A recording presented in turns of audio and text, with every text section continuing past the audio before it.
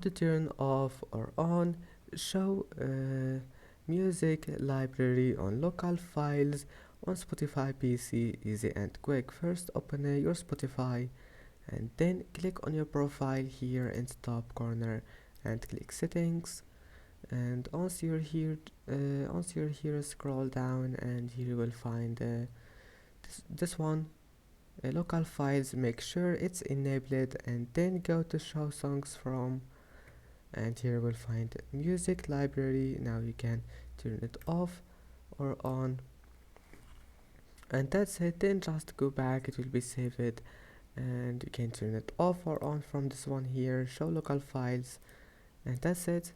I hope that can help you, and that's it for today's video. If you like this video, please don't forget to like and don't forget to subscribe, and thank you for watching this video until the end, and see you in the next video.